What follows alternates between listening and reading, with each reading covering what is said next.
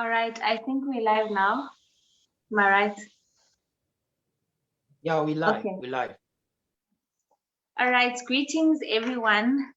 We are so grateful tonight to be coming live to your screens. My name is Thembekile Mtsweni, and this is another episode of the Blacknificent show, where we spotlight Black excellence and seek African solutions for African problems.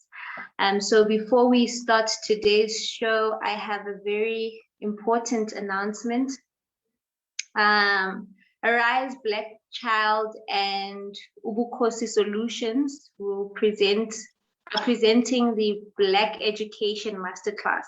So they will be having a masterclass which is aimed at enhancing our understanding of issues of Black people.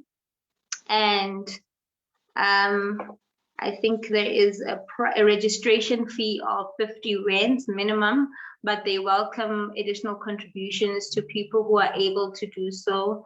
The classes will start from the 24th of July and will be continuing every Saturday henceforth. So we encourage people to join these classes because, you know, we need to not be ignorant to the issues of Black people, the issues that affect us directly, especially as it has been proven recently that we need this understanding in order to navigate our way in this current dispensation.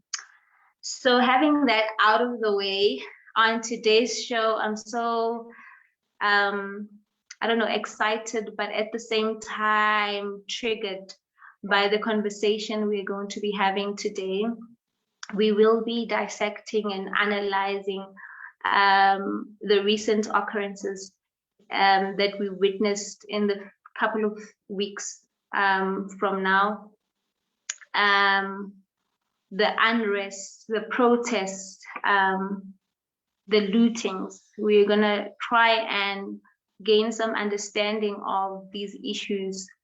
And to have this conversation with me today, I have two incredible minds, and I'll let them introduce themselves, and then we'll start right on with the conversation. Any one of you can start. Just introduce yourself and just pass your greetings.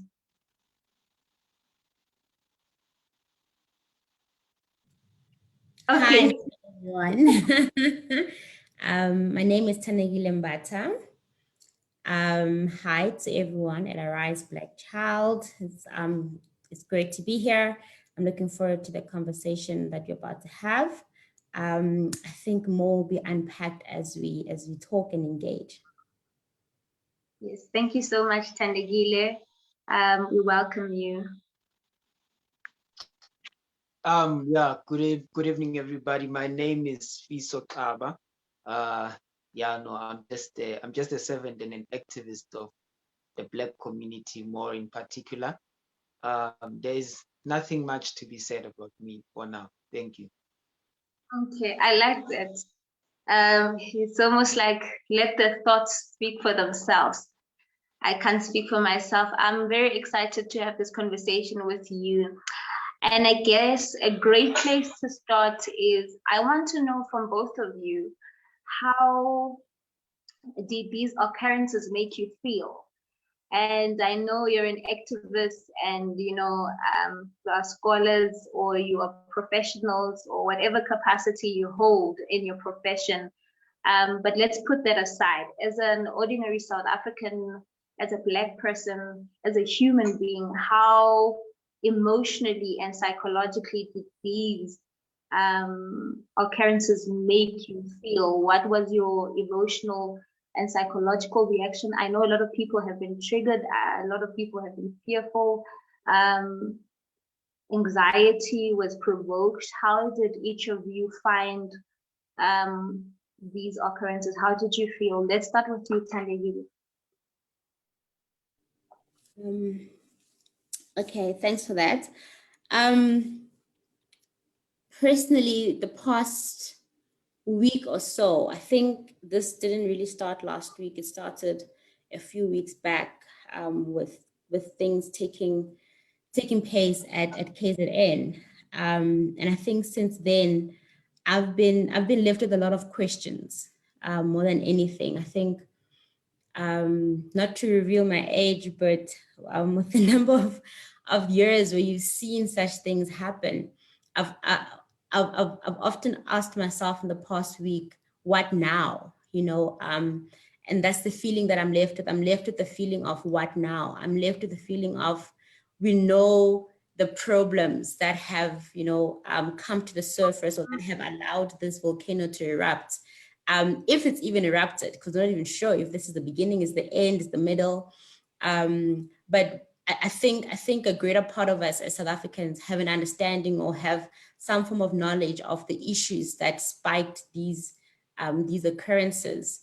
And my main thing is, I'm at a point of what now? I'm at a point of, what do we do now? What needs to happen for change to happen? What needs to happen for these things to be settled, for all the various issues to be dealt with? Because I think, one thing that I dislike about, the leaders we've had over the years, is that they seem to play a game of nostalgia. They seem to play a game of ignorance, instead of actually saying, we have these problems as a country.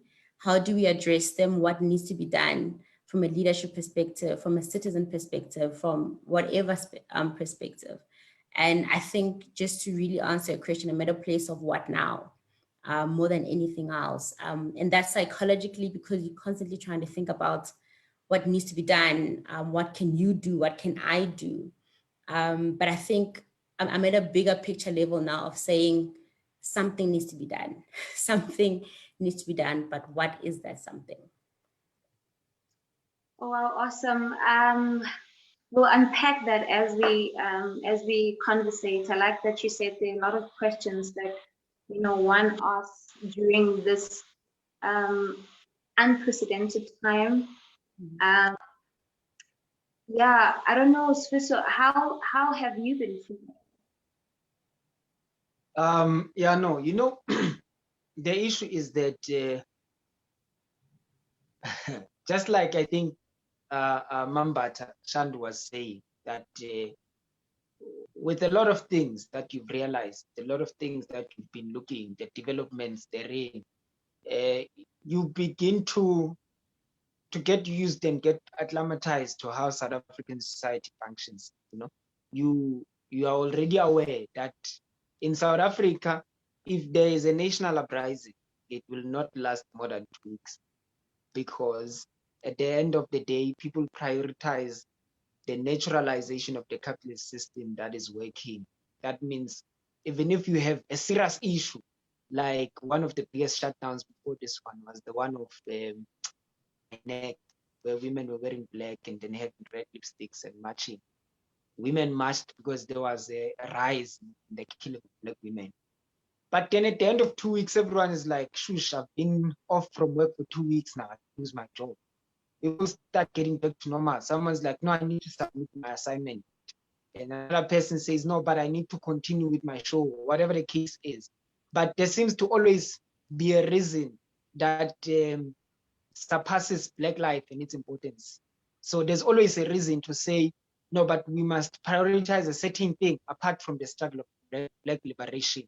So there will always be a huge difference between the post-1994 era and the pre-1994 era and the post-1994 era. The post-1994 era is that the hyperdemic legal theory that is used to drive down the narrative of the peacetime situation, wherein you find activists being called peacetime revolutionaries, is that the maintaining of that peace somehow, one way or another, highlights another thing that needs to be more important than Black life. So how I felt when this erupted was that perhaps in first time in the history of South Africa, we have ordinary masses targeting economic points, or points that drive the economy.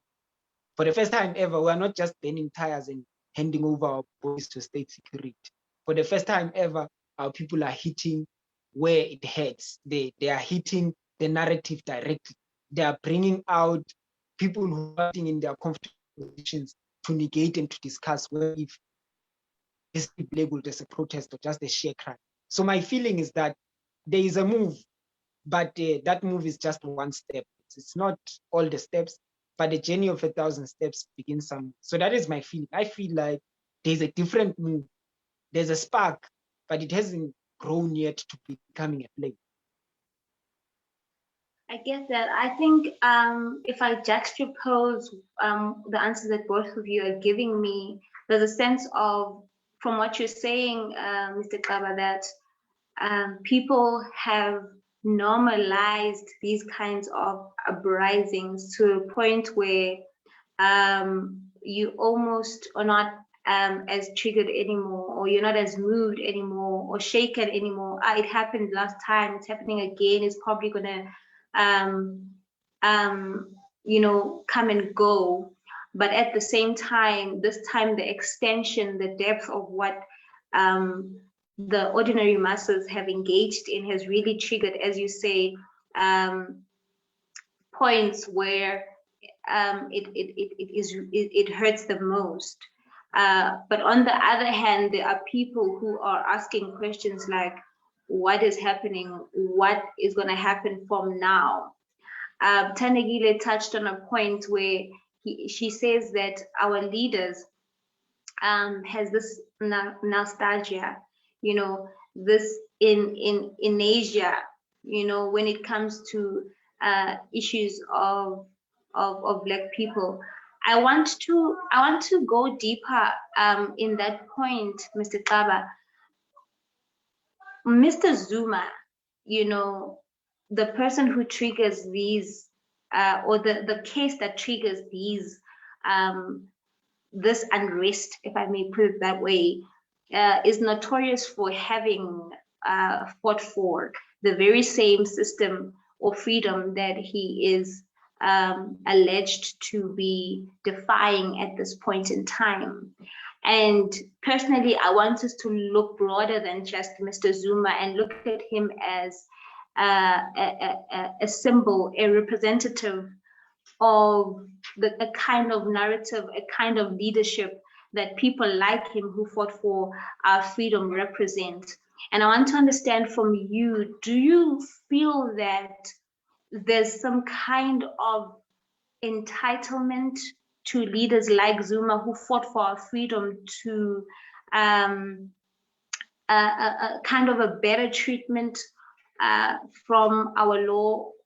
How do you engage the attitude of the so-called freedom fighters?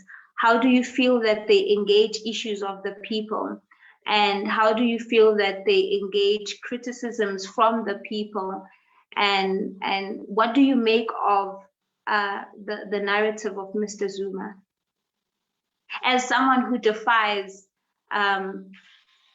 the constitution or the law? You know what is the issue, ne? Yeah.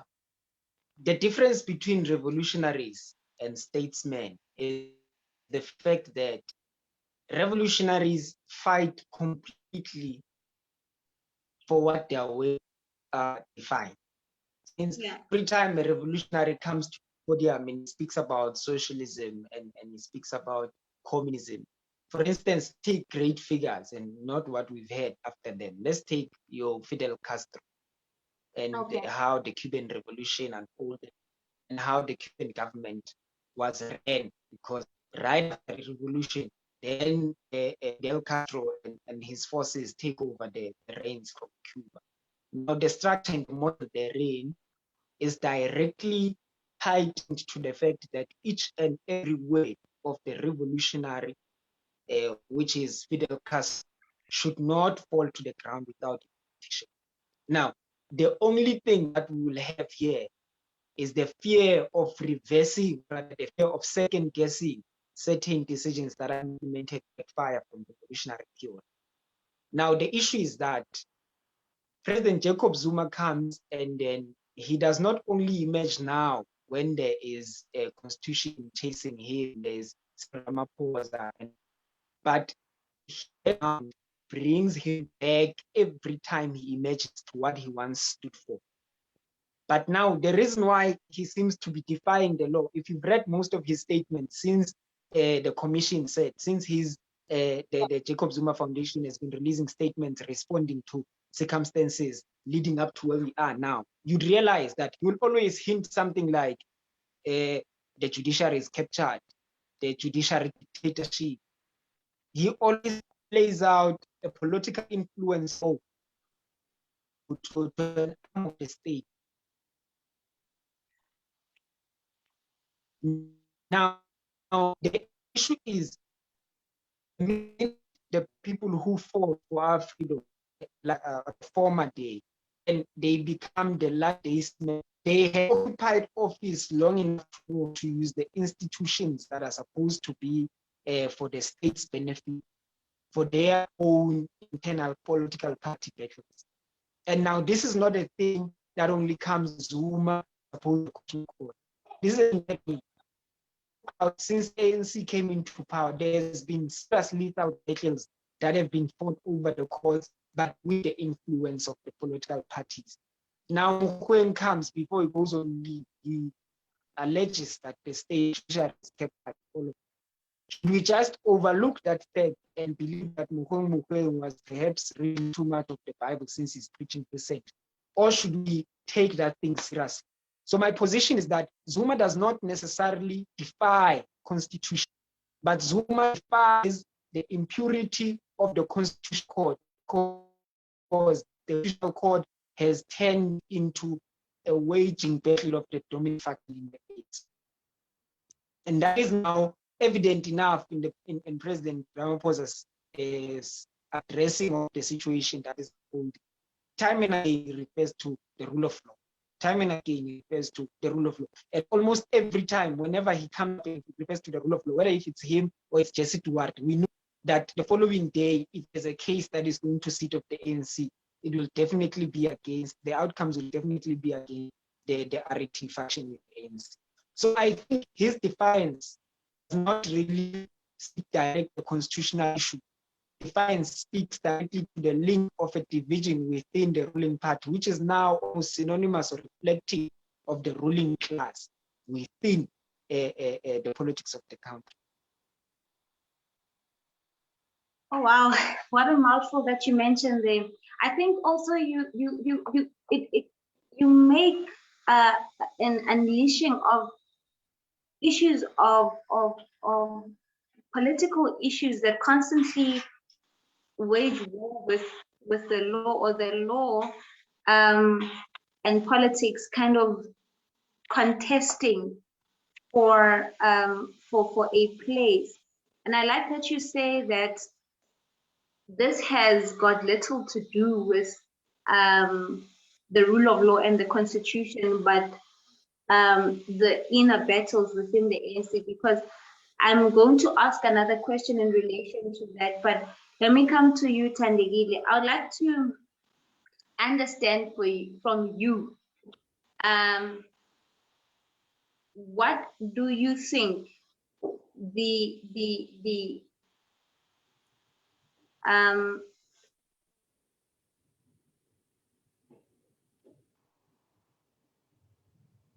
what do you think in addressing the issue of looting and the protest that has been happening? What is the socio-economic issues that have pressed people to go to all extents in order to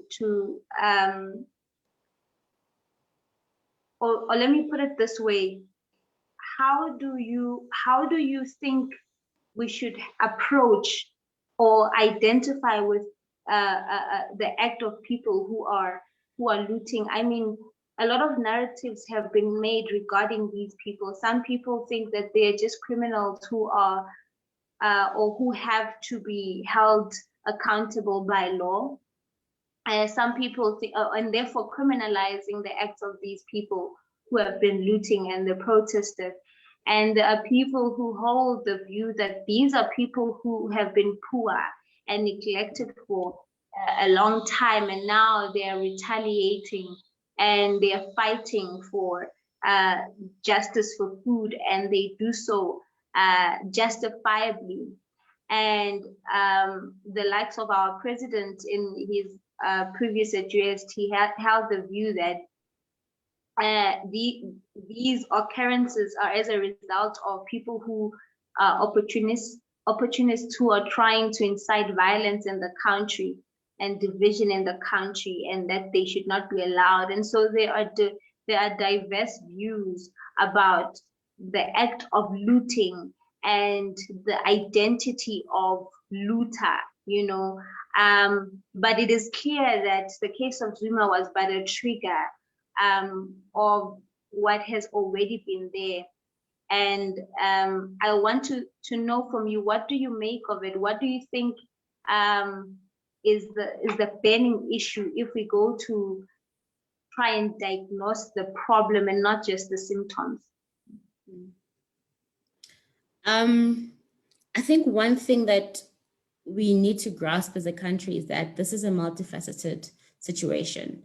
It's different elements that are coming to play. It's different things that are coming to play. And in as much as the Zuma case has instigated the most of it, we should be maybe starting certain things. But there are different issues at play. First of all, there is a criminal element, you know, when it comes to people who start the looting, people who start the burning of buildings and etc. But then there's also the inequality element, there's the unemployment element, there's the poverty element, there's the frustration element as well. Because for people to then rally behind these marches and protests and looting, for people to then say, we will wake up and we will show up, we will be there as well. It comes from a place of either desperation, for those who have been stricken by poverty for the longest of time. It also comes from a place of frustration for those who can see the state of the nation and they are frustrated at how things are, and there's no other way of taking out that frustration. And this then becomes an outlet for them. It becomes a platform for them to release their frustrations. It comes from a place of you know, people just really being tired of either their own circumstances or the situation that we find ourselves in as a country, where we have gross inequalities happening. And I think that's one conversation that started, that should have continued with this entire, throughout this entire situation, is that the inequalities that we have seen coming from these instances. Because if you look at the people who are caught up in all of this, in as much as people are like, yeah, it's not only poor people who are looting, etc., but the vast majority of the people who were going for this, who were caught in these acts, who were part of this entire protest, are people who have genuine reason to say, I generally don't have food, and therefore this is an opportunity for me to go get food. I generally don't have the basic necessities, and therefore this is an opportunity for me to go get those. People are saying, I'm generally frustrated with the current situation, and I want to also be part of something that might spark something that might open someone's eyes. And I think somebody said something very interesting in one of the interviews that took place over the week, was that I think we have given looting a specific identity, but we kind of forget that anybody can loot. If you look at the broader definition of what looting is, it's unfortunate that it's something that is a characteristic within our state as a country. We see it with our leaders who themselves have been accused of looting numerous of times. We've seen it with what has happened in the past couple of weeks. We've seen it with corporate being also accused of the same crime, if I could say. So it's something that is becoming an inherent characteristic in our nation. And for us to then try and make it just one thing is where we will probably not, I could say, focusing on trying to make it a specific thing or its cause to be a specific cause will not lead us to bringing the solution that is needed. And for when you referenced President Ramaphosa saying, categorizing it in a specific way, without necessarily saying we understand, we are aware of the broader issues that can speak into this, but we also do understand where it stems from. Sure, it may have started with criminal intent, correct? But then what rallied the thousands of people to come through? Not all of them were Zuma supporters. Not all of them were for the cause of free Jacob Zuma. But there are different issues, there are different elements that brought them to say, I'm going to get out. It's cold, it's winter. You know, it's not that cold in KZN, but it's cold, Oksalayo. So for someone to get out of their house in the cold, to go and join these protests, to go and loot, even after people have left, you know, I saw very disturbing pictures of elderly women who were looting, who were trying to, I won't even say looting, who were trying to find something in what has been left by the looters. Omunyo Mama that was shown in TV, she was literally trying to find food. She had things like rice, you know, canned food, stuff like that. And you can see her reason for being there has nothing to do with Jacob Zuma, has nothing to do with a criminal element of some sort, but her reason is it's from a place of desperation, I could say. And then you just have people who are just genuinely frustrated.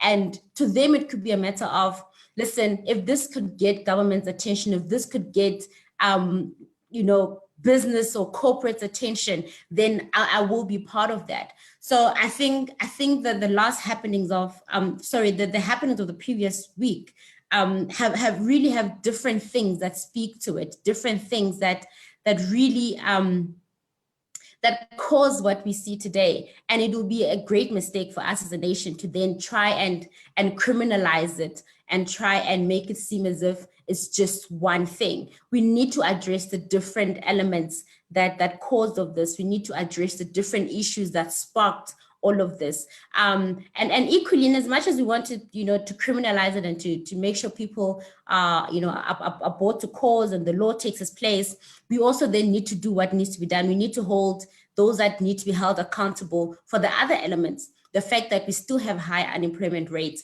who needs to be held accountable for that? Government, of course. The fact that we still have the great inequalities in our country. We still have people who are living in dire situations, and those that need to be held accountable then also need to be held accountable. In as much as we want to see the criminal aspect of it being dealt with, we need to also deal with the socio-economic aspect of it. We need to deal with the fact that government needs to be held accountable for their role in making sure that this is the current state we find ourselves in as a country. Wow, interesting. There's a quote that I came across during this time, where people were saying that the poor come to a point where they have nothing to eat but the rich themselves. And I think the issue of poverty and the issue of unemployment, especially even the ramifications of the pandemic that we find ourselves in, is definitely one of the issues that has pushed people to kind of the extent that we've seen in the past weeks. Mr. I want to come back to you. You said something very interesting that I want us to come back to, the issue of Mr. Zuma. You said that this has little to do with the rule of law and the constitution and the defiance thereof, but this is an issue much that deals with the factionalism and division within the ANC. I want to just ask this question about our constitution, the constitutional order and the rule of law. in his previous address, the president postulated that our constitutional order is under threat. He said something along those lines. And in the case of Zuma, you know, penning the majority judgment, Justice Kambembe also made those arguments, saying that Zuma's conduct constitutes a defiance of high note in terms of the rule of law and the constitution, and also defying the judiciary. A lot of people see the arrest of Zuma as triumphant in trying to vindicate that very constitutional order and imprinting that the law, everyone is equal before the law. But there are other people who feel like this case of Zuma has exposed weaknesses and cracks that were inherent within our constitutional order. And I don't know, what do you feel about the constitution and the constitutional order as a mode to freedom? Do you think that we can continue with this constitutional order or rule of law narrative?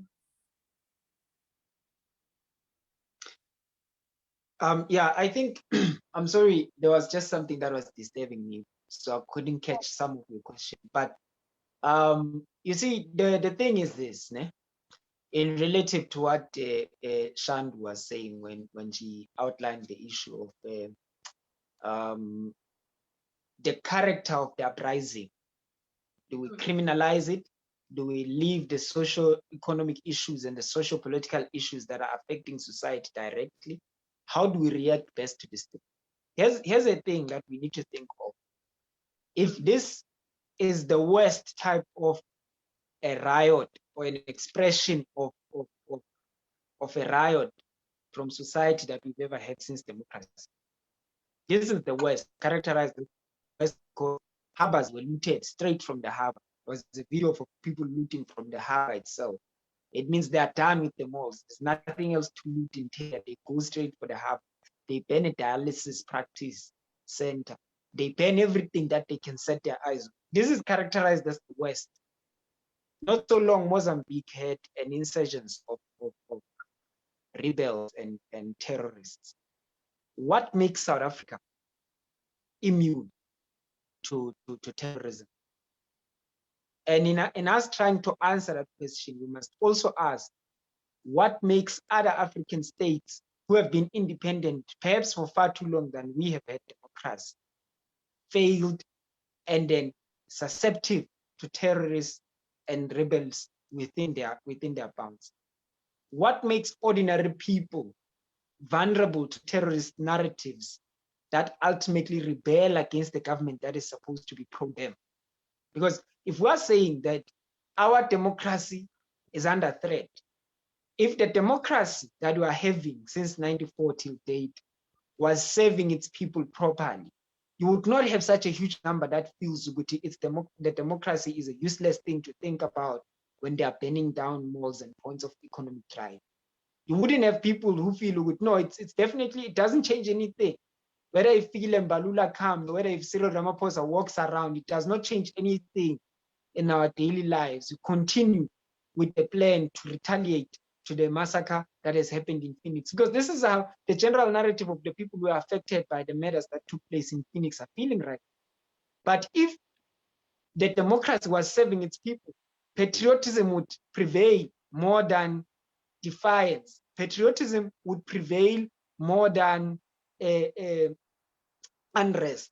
There will be people who say, no, but we don't really need to be at a state of unrest. There is something that is currently unfolding to better our lives. Let us not intervene. The question is, the state of the people on the ground will always decide on the stability of the democracy. Because this is the democracy that people thought would free them, hence it's celebrated since 1994. When people had this coming of democracy, they were very happy. They would celebrate that finally we are free. And then there was a jubilant mood there was a receptive phenomenon into integration between two different races. There was a beam of hope that things could get better. 20 plus years down the line, things aren't better. Do you think that people who toppled the apartheid regime would fail to topple the democracy? What keeps the democratic system in order is not the enforcing of law, but it is also the compliance of law. So wherever there is an incompliance of law, the question must be, why would a mass number of people from different demographics, ideologies, ideas, educational systems have the same perspective of doing away with the law? What is it that the law is oppressing within ordinary citizens, which invokes them to a state where they disobey it? Now that ultimately should tell us that we are not immune to the worst of rebellious acts within the country. That means one day we will wake up, there will be people with guns. They won't loot fridges. They won't loot machines. They will loot guns. They will head for the union buildings. They will shut it down. And they will demand what is impossible to implement in a day, but then that has not been implemented in 20 years. What if the uprising was about land? How was the state going to respond to this? This is what I'm saying. The state was going to say, no, take the land tomorrow. They can't do that because it's a process that takes time which they have been given for the previous 20-something years and never restored the demands of the people. So a democracy that is under threat, that could be correct. But what threatens a democracy that serves the people? If the democracy was really serving its people, why would people put it in a space where it's under threat? That's my input. Ooh, that is so deep. What then would you characterize as this time that we are in? How does one conceptualize, or with this time? Is it time for revolution? What time is it? What time is it politically, socially? Mr. Xaba. Look, right now, this is not a time for revolution yet. It's a sign for revolution. I'll tell you why. When we say our people, we are referring to the poorest of the poor, the masses who are most marginalized. We are referring to Black people in particular, if we speak straight up truth to power. But we are referring to the previously disadvantaged, previously disenfranchised, if we want to be politically correct and keep the peacetime of the Rainbow Nation. But in actual sense, this is the time where we need to bridge the gap between us, theorists and thinkers, and Arise Black Child, and mostly people who have a higher education institution certification and all of this. The educated, the closer to the middle class, those who form part of the argument of what do we call students? Do we call them another strata? Are they part of the middle class, or they are somewhere in between the lowest and the middle? We need to bridge that gap, because what is currently, or what has been happening, is that we sit in auditoriums, we talk about the poor, we bring up the stats, we bring up everything, but it's very difficult to take someone who's from university, put them in the middle of the township, and have them win an election for council, not because they're incapable, but because they lack the identity of the community they left coming to university. Dateo Brimachike puts it most simply. He says that we must stop thinking us, who are the English speakers, who speak a lot of English, who dissect issues, who spend time in thinking. We must stop thinking we own the narrative of the country. We need to bridge the gap between the people who are standing at the corner, who have got nothing else to do, not because they wish to, but because there's no opportunity given to them. We need to bridge the gap between the thinkers who are on this side of the road and the thinkers who are on the other side. The township narrative and the Brown narrative of beds must be united. And from that perspective, we get an understanding that how do they conceptualize the philosophical ideas that we have and discuss in auditoriums? and then they conceptualize it from their side, discussing it from the corner. In that way, we have one part of Blackness and one part of a people who have both experienced suffering. While some are being lynched and hanged by university debt, some are being lynched and hanged by the fact that apart from Nyaope, there's nothing else they can consume. So we need to bridge the gap between the people who are looting and the people who are talking about the looting. Once we've bridged that gap, we have now an aspect that has a unified voice apart from a statistically influenced voice. Because you and I perhaps could speak on the issue of the president saying there are 100 and something malls that have been banned, but the people in the ground ban those malls.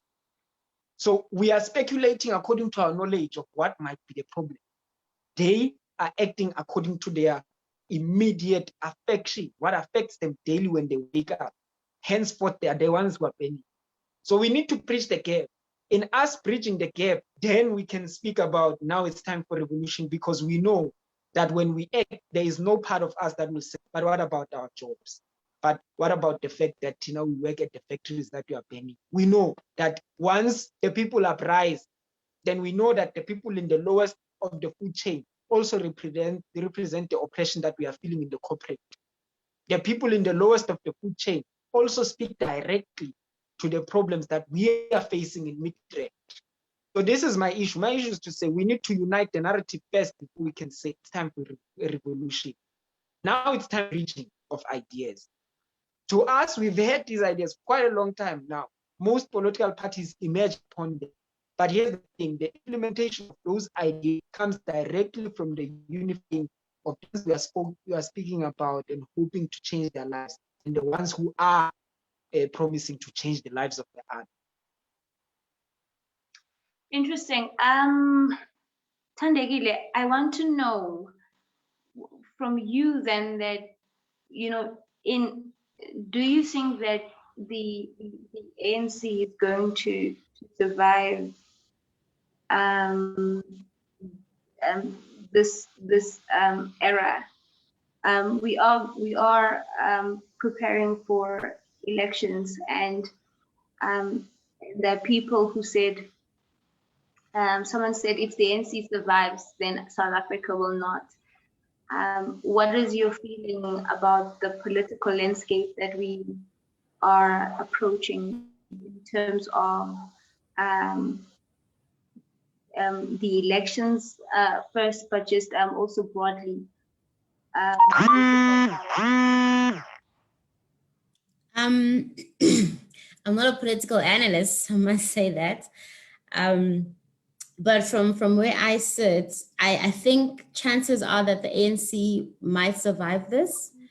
We have seen over the years how, when it comes to voting day, we have loyalists, people who can tweet and Facebook and say all these things, but when it comes to voting day, people vote out of loyalty for the ANC. And it's not even about the people, it's about the liberation movement. It's about an organization that took us from a certain era and brought us into, this democracy that we are in. So, and that's a vast majority of South Africans. That's a lot of people who still feel very loyal to ANC. And for that reason, it very well might survive this when it comes to election time. However, like we saw in the previous elections, the numbers may go down in a sense that, the middle class are devising strategies on how they can either split their votes or with the independent candidates coming through, there are talks about giving independent candidates, a try at different levels. However, there's also talks about, during that, what opposition party will get more numbers. And there's also conversation about which political organizations would we want to have, outside of the ANC. And a lot of people from where I sit don't have solid, alternatives when it comes to that. They don't have a place where they can say, I can put my vote to this particular party and have the faith that it will do better. So we kind of like stuck in that conundrum where we have people who are going to vote, you know, as loyalists, and then we have people who don't really want to vote for the ANC. They don't want to see the ANC in power anymore, but they don't see what other alternative is there. And I think that would be a challenging place for us as a nation, because just to touch on what Mr. Xaba said, you know, we are at a point whereby we need to have a commonality as a nation. And we need to have a narrative that speaks to the real issues that we're facing as a country. And like he rightly said, we cannot have people who are, I like to say, who are viewing, you know, what is really happening from their mobile phones, from their TVs, speaking on behalf of people who are actually going through those daily issues. At some point, we need to literally go back to the ground and do real politics. You know, growing up as a young politician, when I still was a very active one, I was taught that foot soldiers are the most important part of any political organization. And I think in terms of fighting the social ills and the socioeconomic struggles and the social political struggles that we have kind of forgotten the basics of governance and the basics of politics that lead to governance, is that it is for the people, by the people. And that shouldn't have been a cliche. That shouldn't have been some fancy phrase that is used in lecture halls and auditoriums. That should have been something that is done on a daily.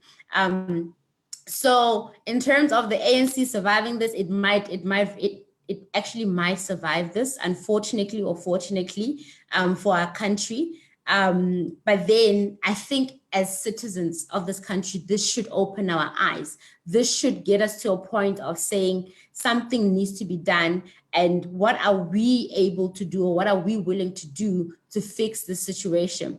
Because in as much as, just to touch back on why we're actually having this conversation, not exactly why, but then one of the main issues that brought all of this up is the whole Zuma case that speaks to everybody being equal, you know, before the law. We see a lot of people who have blatantly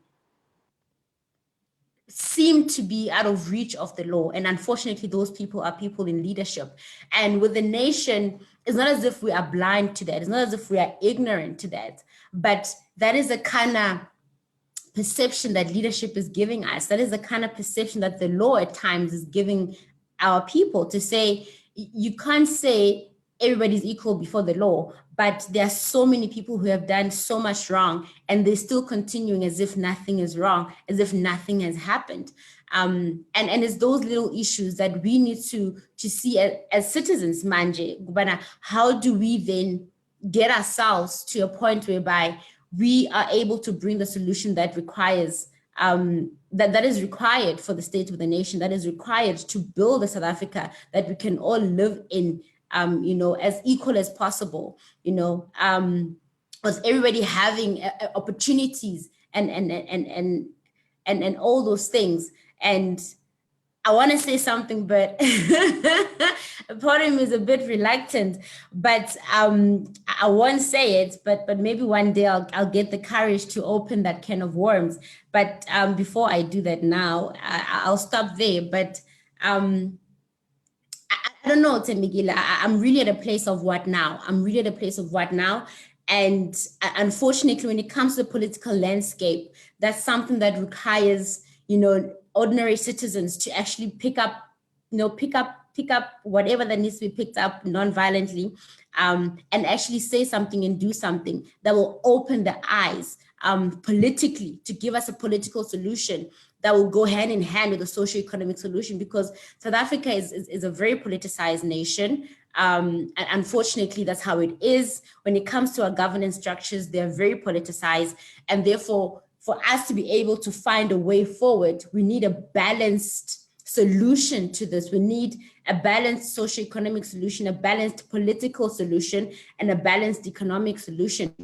And unfortunately, politically, things are what they are, and that will determine how the socioeconomic and the economic parts of things run up.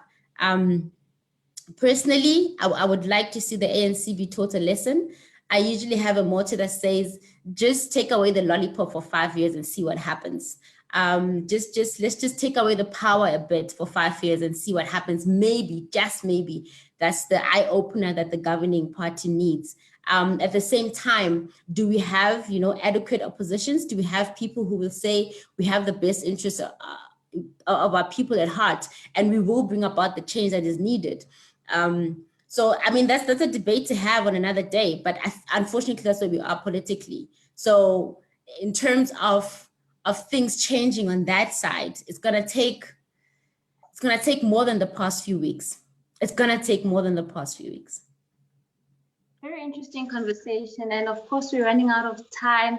I would have loved to hear the sentiments of Mr. Xaba on this particular issue of the ANC surviving. I mean, we've already seen that a lot of issues have been unleashing themselves in the ANC.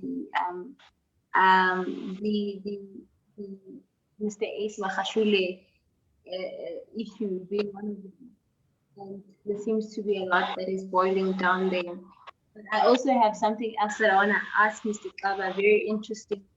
I want to quote the president. He said in one of his previous addresses that it is a matter of concern to all South Africans that some of these acts of violence are based on ethnic mobilization. This must be condemned by all South Africans at all costs, as we are a nation committed to non-racialism and non-tribalism that is underpinned by diversity and unity of all the people of South Africa. Well, he said a lot. It was intriguing to me that mentioning of ethnic mobilization, referring to the actions of people at the KZN. Mr. Xaba, I want to know, would you characterize the Free Zuma campaign, if I can put it that way, as something that is founded in tribalism, or as the president sought to put it nicely, ethnic mobilization? Thanks, Ms. Mtsweni. You know what the issue is? There's always a tiptoe position when it comes to the president's speeches, of which I understand completely. Professionally speaking, the president must not be speaking like Donald Trump. You can't afford that, because anything, you can say one thing as a president, which will tip the rent, or say one thing and then it angers our alliance nations by just words only. You can say one thing in a presidential address and things go. But my issue with political correctness is that it's not, this era of ethnic mobilization was not only an issue of political correctness gone wrong, but it is an issue of shifting blame completely, and it is inconsistent. I'll tell you why. President says ethnic mobilization when this is his speech directly speaking about level 4 lockdown. He was initially supposed to speak about whether if we are continuing or we are closing. He speaks about that, and then he jumps to the issue of ethnic mobilization. Okay. When he's done doing that, he urges citizens to go and defend the malls. Citizens defend the malls, and then people in Phoenix begin to kill people in Phoenix, burn their homes, shoot them mercilessly. They even threaten cops. We saw the videos that have been. President comes again to address violence. He says nothing about the issue of racial tension. The president doesn't say anything about the fact that Indian people have been killing Zulu people in Phoenix. But then when the uprising came, the president was very quick to say ethnic mobilization, meaning that Zulu people want Zuma out, Zulu people are causing chaos. Now Zulu people are on the receiving end. Was he still consistent enough to say, no, now there's a racial issue that is happening? Indian people are killing black people. You see what my issue is? The political correctness of the president's speech was supposed to be consistent if it was a clear position for him to take. But it immediately becomes inconsistent, so much so that his visit to KZN, he went to Emobe, he went to Mlazi, He then goes to this other place that is just in front of Phoenix, just forgot the name. He doesn't go to Phoenix, he doesn't go to Chatsworth. He doesn't go where the country says this is where the issue is. He doesn't go there to see black bodies lying on the floor. And then he comes and says, no, but it's ethnic mobilization. That was an error which I believe that his administration must commit to. We came up and this was a mistake. We're not supposed to say it. Because now what it looks like is that immediately when black people are on the receiving end, the president says nothing, it's ethnic mobilization. But the minute another race is on the receiving end, he sends SANDF, he sends Thembekile. Now everyone is up and down in KZN trying to stop the war because black people are about to retaliate. My issue is when we say or when we characterize an uprising as ethnic mobilization, how best do you expect the people who are labeled as ethnic mobilizers to receive the narrative of the Rainbow Nation? Because definitely people who are sitting in Kama provinces will say, I know it's not us. If I was in Limpopo, I would say, yeah, you see the Zulu people are starting. If I'm in Free State, but now if I'm in KZN, what do I say? I'm definitely going to feel enraged that now we are characterized as tribal Zulus who want Zuma to be out. So that was a definite error which might have caused and incited much more violence to be erupted, honestly. And we do not want another issue of Inkatha Freedom Party and what happened with the Katlehong massacre, the Shell House massacre, the George Koch massacre, where now members of the IFP at the time killed a lot of people. And part of it was entrenched within the tribal trenches, or rather line. We don't want that. But in order to avoid that, we can't just name an uprising as an ethnic mobilizing uprising. Oh my God. There's so many issues, but we've unfortunately run out of time. I know people still want more. I still want more. But I want to take this time and just thank my guests for having this conversation with me. I take a lot from this conversation. But as we close, I'd like for each of you, at least, let's say, I don't know if you can give an advice in 15 seconds, Mr. Xaba, but what can each of you say to South Africans now? You know, you did mention when I asked what time it is, like that we need to harmonize the narrative of Black people among Black people. You know, where does one start? You know, I'm sitting at home. What do I do? You know, there are people during this whole protest who are just sitting at home with their laptops and just laughing, tweeting, sharing, Facebooking. Some people are ignorant to the issues that are really happening. Some people feel like they're not affected. It's not about me. So just like in a few words, Mr. Xaba, in a few words, what can you say to the ordinary South African? Also you, Thandekile, what can you say to, you know, South Africans who find themselves in this time, young people, old people? How do we respond to this time? How can we make the best out of this time? And then that would be the end of our show. Let's start with Thandekile.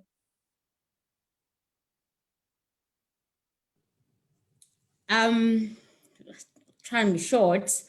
I think my last words would definitely be whether you feel affected or unaffected by what has happened. This is bigger than what we see in the media. It's bigger than what we may be told on social media.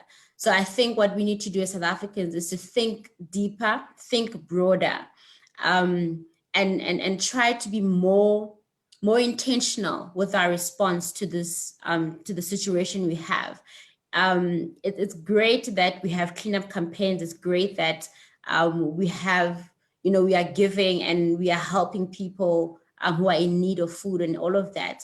But let this not be another, like Mr. Xaba said when he opened, let this not be another 2 weeks of protesting and then, you know, 2 weeks from now we're back to normal. It's business as usual. It's as if nothing ever happened.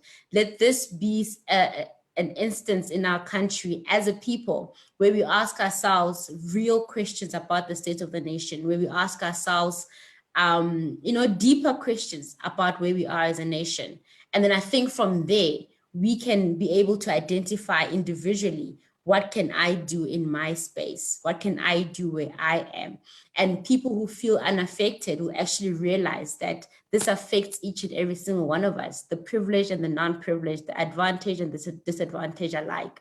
Obviously, there's this saying that has been going on at the pandemic that we are all in the river.